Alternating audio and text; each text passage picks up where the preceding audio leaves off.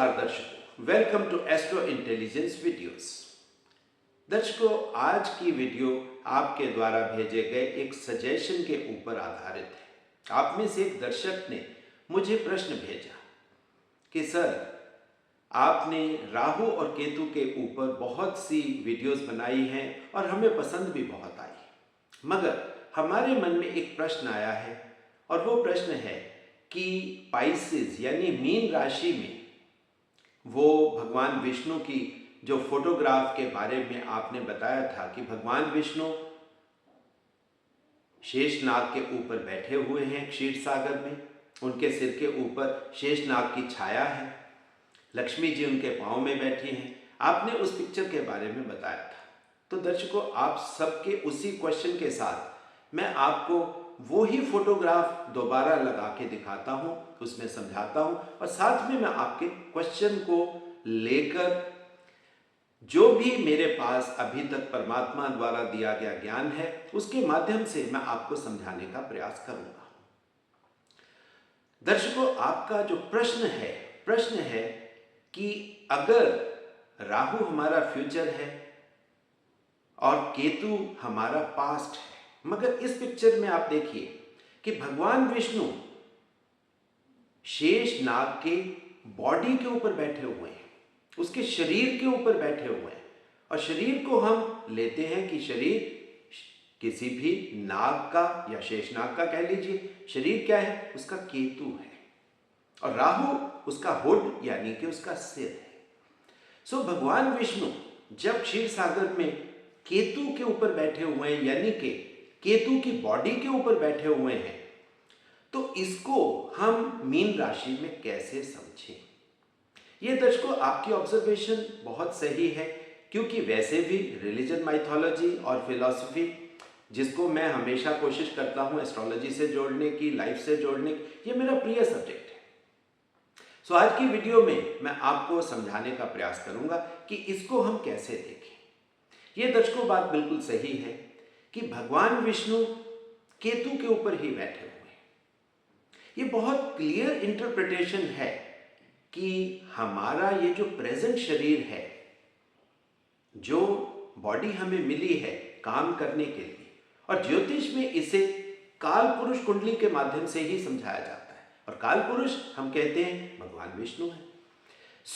भगवान विष्णु कह लीजिए या हमारा शरीर कह लीजिए, ये दर्शकों केतु के ऊपर ही बैठेगा। ये हमारे पास्ट से ही बना हुआ है, क्योंकि हमारे जीवन का प्लेटफॉर्म, हमारे जीवन का जो बेस है, वो बेस हमारा पास्ट है, हमारा केतु है। और केतु के ऊपर हम मैक्सिमम कंफर्टेबल फील करते हैं। आप उस पिक्चर को ध्यान से देखिए, भगवान विष्णु कितने आनंद में बैठे हैं। अब जब भगवान विष्णु इतने आनंद में बैठे हैं, तब आप क्लियरली समझ सकते हो कि केतु आपके चार्ट में जहां भी होगा वहां भगवान विष्णु को आनंद तो आएगा। अब मीन राशि में ये जो हम पिक्चराइजेशन करते हैं या इससे समझने का प्रयास करते हैं, अब आप देखिए मीन राशि में केतु क्या है? कोलॉर्ड हो जाते हैं। जब वहां पर कोलॉर्ड हो गए तो केतु तो वहां बहुत स्ट्रांग हो गए। और हम सब ये जानते हैं और पिछले वीडियोस में मैंने आपको ये समझाया भी है कि केतु को अगर हम जीवन का एंड कहते हैं, क्योंकि मीन राशि या काल पुरुष कुंडली में 12th हाउस, दर्शकों, ये हमारे जीवन का आखिरी भाव है। जब आखिरी भाव है और आखिरी भाव में केतु हमारा कोलॉर्ड है, तो ये तो बहुत इंपॉर्टेंट बात हो गई, क्योंकि इसके बाद ही आप देखिए मेष राशि आएगी, यानी कि अगला जन्म। केतु ही हमारी एंडिंग है और केतु से ही हम मेष राशि के अश्विनी नक्षत्र में हम जन्म लेते हैं।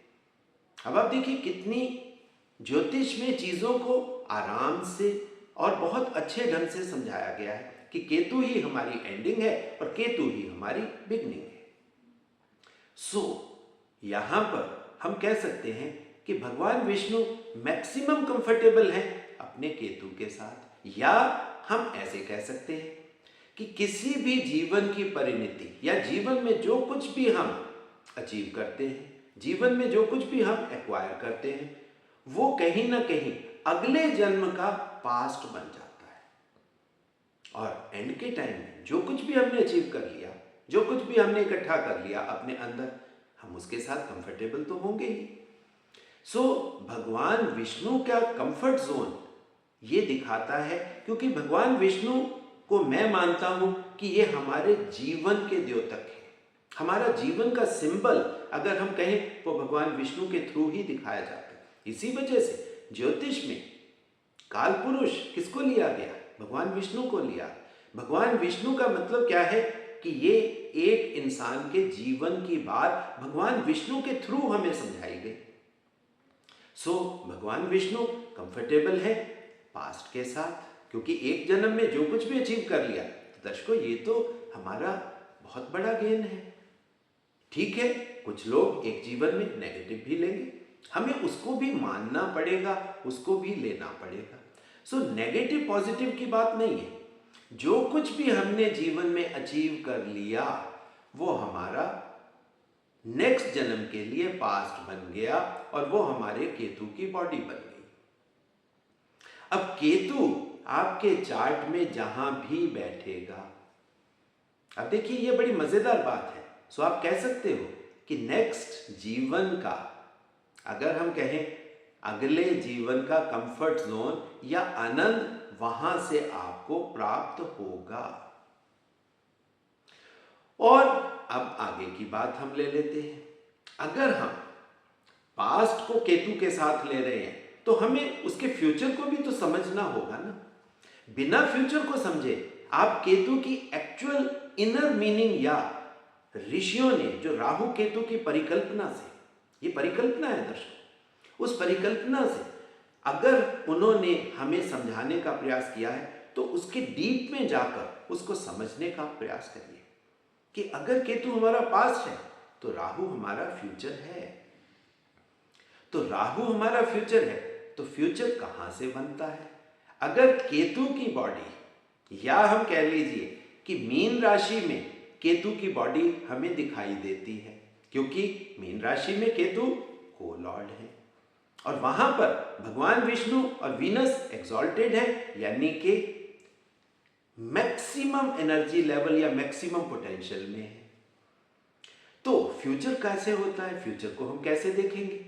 देखिए, किसी भी इंसान का फ्यूचर हम कहते हैं उसके संतान भाव में है, उसके बच्चे में है। तो बच्चा हम किसी भी चार्ट से कहां से देखते हैं? तो बच्चे का संबंध आप देखिए बड़ा इंटरेस्टिंग है, 5th हाउस बन जाता है। और 5th हाउस का संबंध हम किससे लेते हैं? 5th हाउस को हम संतान भाव से लेते हैं।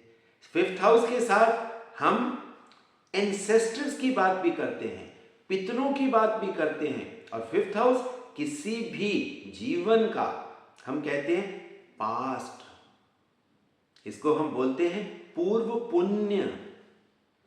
तो 5th हाउस आपका वो पूर्व पुण्य है जो आपके बच्चे के थ्रू, आपके संतान के थ्रू आपको दिखाई देता है। अब देखिए, ये केतु का फ्यूचर की मैंने बात बोल दी, क्योंकि कोई भी चार्ट, कोई भी जीवन पास्ट और फ्यूचर को मिला के ही देखा जाएगा। तभी आप देखिए, अब पास्ट है तो वो हमारे पितरों की बात हो गई, फ्यूचर है तो हमारे संतान की बात हो गई। तो जब पितरों से हमें आशीर्वाद मिलता है, हमें कंफर्ट मिलता है, हमें आनंद प्राप्त होता है। और जब बच्चों की अचीवमेंट्स होती हैं तो दर्शकों हर इंसान को मैक्सिमम सुकून मिलता है, मैक्सिमम सेटिस्फेक्शन मिलती है। तो वो चाहे भगवान विष्णु को मिल रही है या हर इंसान को मिल रही है, दर्शकों बात तो वो ही है। सो 5th हाउस से लोगों को डराया भी बहुत जाता है, क्योंकि अब क्या है, जब पितरों के साथ 5th हाउस का संबंध हो गया, और पितरों से हमेशा कहा जाता है कि पितरों को दान दो, पितरों की सेवा करो। और बहुत से लोगों को पितृ दोष के माध्यम से डराया जाता है। अब इसी तरीके से आप देखिए फिफ्थ हाउस का संबंध अगर हम नॉर्मल उसमें देखेंगे तो वहां पर गंडमूल का नक्षत्र यानी कि केतु का नक्षत्र माघा भी वहीं पर आ जाता है। सो बच्चे के साथ अगेन केतु फिर जुड़ जाता है, यानी राहु केतु ये कभी सेपरेट नहीं होते, दे आर इनसेपरेबल, जुड़े हुए हैं कि जहां केतु है वहां राहु होगा। अब किसी को पितृदोष से डरा दिया जाता है और किसी को माघा नक्षत्र में जो केतु का संबंध है, जो मूल गंड मूल का संबंध है, उससे डरा दिया जाता है। तो केतु के साथ कह लीजिए और राहु के साथ कह लीजिए, पास्ट और फ्यूचर ये दर्शकों इकट्ठा ही जुड़ेगा। सो फिफ्थ हाउस दर्शकों बहुत इंपॉर्टेंट हो जाता है।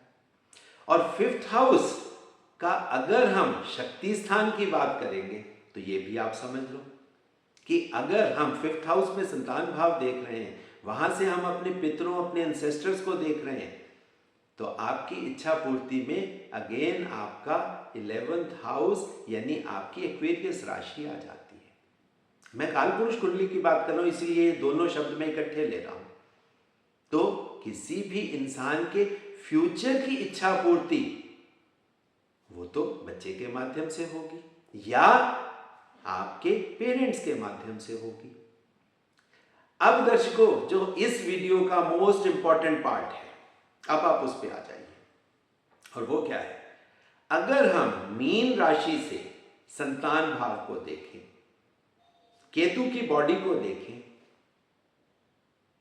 अब किसी की अगर एक्चुअल में केतु महाराज पंचम भाव में आ गए, और वैसे भी पंचम भाव का संबंध केतु के साथ क्या है वो मैंने आपको समझा दिया, तो मीन राशि से पंचम भाव काल पुरुष में ये कौन सा रिलेशनशिप हो गया दर्शकों, ये छठा हो गया। अब आप देखिए ये छठा हो गया, छठे का मतलब क्या है, रिपु, शत्रु, एनिमी हाउस। अब ये नॉन एनिमी है दर्शकों, ये अननोन एनिमीज भी हम यहां से ही देखते, क्योंकि नॉन एनिमीज हम 7th हाउस से देखते हैं। यहां पर कहने को अननोन एनिमीज है, मगर आपका पुत्र तो आपके सामने है, वो तो नॉन हुआ, उससे ज्यादा तो आप किसी को जान ही नहीं सकते। सो छठे में नॉन और अननोन दोनों एनिमीज दर्शकों आ जाते हैं। अननोन एनिमीज हम, जैसा मैंने अभी आपको समझाया, पितृदोष से डराया जाता है, जिसमें से आपके पास्ट की कुछ ऐसी चीजें जो प्लेजेंट नहीं है, जो पैलेटेबल नहीं है, जो अच्छी नहीं है, वो भी तो आपको मिलेंगी। क्योंकि जो भी आपका पास्ट है, हमेशा ऋषियों ने सिर्फ खुश करने के लिए हमें वर्ड दे दिया पूर्व पुण्य। तो इसका मतलब दर्शकों आप ये मत लीजिए कि पास्ट से जो भी आएगा वो अच्छा ही आएगा। अगर किसी ने पिछले जन्मों में पास्ट में कुछ बुरा किया होगा तो वो भी आपको वहीं से मिलेगा। और ये हमारे जीवन का, आप देखिए कैसे जीवन इकट्ठा चलता है। हम अपने फादर के थ्रू धरती पे आते हैं, हमारे बच्चे हमारे थ्रू धरती पर आते हैं। सो हमारा पेरेंट्स हमारे पास्ट हो गए और बच्चे हमारे फ्यूचर हो गए। और ये संबंध आपको फिफ्थ हाउस, और फिफ्थ हाउस मीन राशि से फिफ्थ हाउस छठा हो गया, यानी कि एनिमी हाउस हो गया। सो दर्शकों एक बात क्लियर बात आप समझ लीजिए, ये डराने का सिर्फ सब्जेक्ट नहीं है। किसी घर में उसकी संतान अगर उसके अगेंस्ट हो गई, वो पूरी दुनिया को जीत सकता है मगर अपने बच्चे से हमेशा हारेगा। सो ये आपके डिफीट का हाउस बन जाता है एक तरीके से। ये पूर्व पुण्य से आप ये मत लेना कि सब कुछ अच्छा होने है, मगर एक बात है, अपने बच्चे के हाथों हार के हर फादर राजा की तरह फील करता है, खुश फील करता है। बच्चे से हार कर वो कोई नेगेटिव फीलिंग नहीं आती, ये भी एक पॉजिटिव फीलिंग है कि हमारा बच्चा हमसे ज्यादा कैपेबल हो गया। मगर कुछ लोगों को बच्चों के थ्रू दुख भी मिलेंगे। अब आप कह सकते हो कि वो उनका केतु था जो उनके फिफ्थ हाउस के थ्रू एक्टिवेट हो गया। अब आप दर्शकों समझ सकते हो कि मीन राशि कितनी इंपॉर्टेंट हो जाती है। अब ये जो चीजें हैं कहीं ना कहीं साइंस में हम इसको जेनेटिक्स से समझ सकते हैं, मगर ज्योतिष इन चीजों को इन टोटलिटी इन कंप्लीशन हमें बताता है कि भाई डेथ के टाइम पे जो भी संस्कार आपके थे वो ही केतु की बॉडी आपकी बनेगी, और जो भी केतु की बॉडी आपकी बनेगी वो आपका बेस होगा। उसी प्लेटफॉर्म के ऊपर आपका फ्यूचर बनने वाला है, यानी कि भविष्य की नींव हमेशा पास्ट के ऊपर ही रखी जाएगी। सो दर्शकों, ये एक नया मतलब रेफरेंस था ज्योतिष को समझने का कि संतान भाव मीन राशि से छठा है, और अगर केतु मीन राशि में कोलॉर्ड है तो आपको संतान और पितरों को रिलेशनशिप में कैसे देखना है, कैसे समझना है। सो दर्शकों, ये एक छोटी सी प्रैक्टिकल वीडियो थी जिसके माध्यम से मैंने राहु केतु की एक अलग डायमेंशन आपको समझाने का प्रयास किया। आशा करता हूँ कि ये वीडियो आपको पसंद आई होगी। बाकी जो निवेदन हर वीडियो के अंत में मैं हमेशा करता हूँ वो इस वीडियो में भी करूँगा कि दर्शकों, ये एस्ट्रो इंटेलिजेंस मेरा नहीं आप सबका चैनल है, वैदिक नॉलेज का चैनल है, वैदिक ज्योतिष के नॉलेज का चैनल है। इसको ज़्यादा से ज़्यादा लाइक करें, ज़्यादा से ज़्यादा शेयर करें, ज़्यादा से ज़्यादा घरों तक पहुँचाएं ताकि वैदिक ज्योति का प्रकाश घर घर तक पहुँचे, आप अपने जीवन को सही तरीके से समझने में सक्षम हो पाए। और जिन दर्शकों ने अभी तक बेल आइकन नहीं दबाया वो प्लीज़ बेल आइकन दबा दें ताकि हमारी नोटिफिकेशन टाइमली आपको मिलती रहे। बाकी जो दर्शक अपने चार्ट मुझसे एनालाइज करवाना चाहते हैं, हमारे इंस्टीट्यूट में एडुकेशन लेना चाहते हैं, उन सभी के लिए दर्शकों मेरा एक ही फ़ोन नंबर है, दैट इज़ 9881 उसी के माध्यम से आप दर्शकों मुझसे संपर्क स्थापित कर सकते हो। सो दर्शकों, इसी के साथ अगली वीडियो तक आपके लिए मंगल कामना करते हुए मैं अपनी वाणी को विराम देता हूँ। धन्यवाद और आशीर्वाद।